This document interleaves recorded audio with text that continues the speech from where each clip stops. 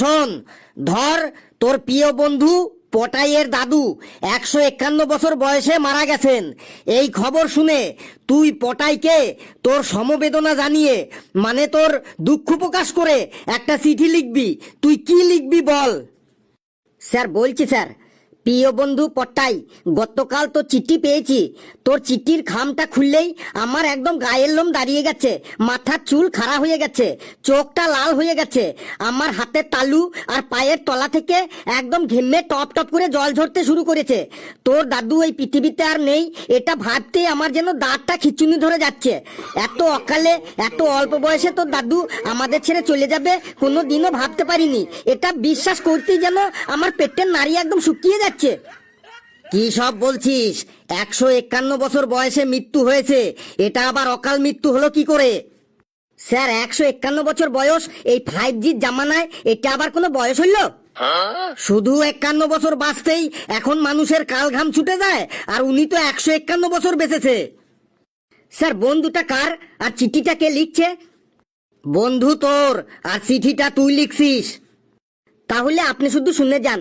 প্রিয় পটাই, তোর দাদু মানে আমারও দাদু। তোর মনে আছে করোনার সময় আমি যখন তোদের বাড়ি গিয়েছিলাম, তখন দেখতাম করোনার ভয়ে দাদু ঘরের মধ্যে সব সময় মুখে চটের বস্তা বেঁধে থাকতো, আর প্রতি 10 মিনিট অন্তর অন্তর সাবান দিয়ে হাত ধুয়ে হাতে স্যানিটাইজার লাগাতো। তোর মনে আছে একবার দাদুর পানের ভেতরে সুপুরির বদলে ছোট ছোট পাথর ভরে দিয়েছিলাম, সেটা খেয়ে দাদুর দাঁত ভেঙে গিয়েছিল। তারপরে তোকে আর আমাকে দাদু ল্যাংটো করে মেরেছিল। আরো কত কথা স্মৃতি মনে পড়ে যাচ্ছে রে। দাদু কুমড়ো খেতে কি ভালোবাসতো রে। তারপরে দাদু কাঁঠালের থেকে কাঁঠালের আটিটা খেতে ভালোবাসতো। দাদু দুধ খুব কম খেত, কিন্তু দুধ খেতেই না, দুধের স্বাদটা খেতে ভালোবাসতো রে। তোর মনে আছে ছোট্টবেলায় তুই মাংসটা খেয়ে নিতি, আর দাদু সেই মাংসের হাড়গুলো চিবিয়ে চিবিয়ে খেয়ে নিত। দাদু মাংস খেতে ভালোবাসতো না, কিন্তু মাংসের হাড়গুলো খুব খেতে ভালোবাসতো। কত কথা স্মৃতিতে মনে পড়ে যাচ্ছে রে পটাই, কত কথা।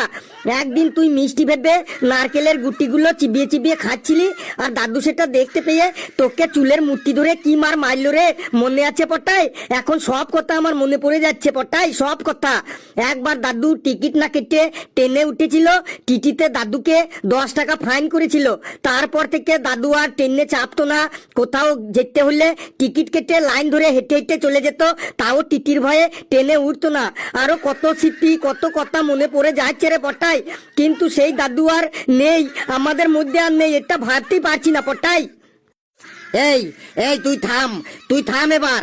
তোর কাহিনী তোর কাছেই রাখ, তোর আর বলতে হবে না। আর একটু হলেই কিন্তু আমি একদম অজ্ঞান হয়ে যাব। তোরা সবাই বস, আমি এখন আসি।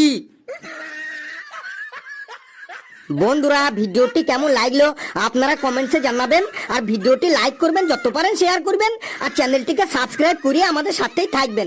হাসতে থাকুন, সুস্থ থাকুন, যত বেশি হাসবেন তত বেশি সুস্থ থাকবেন, আর সকলে সুস্থভাবে 151 বছরের বেশি বাঁচবেন।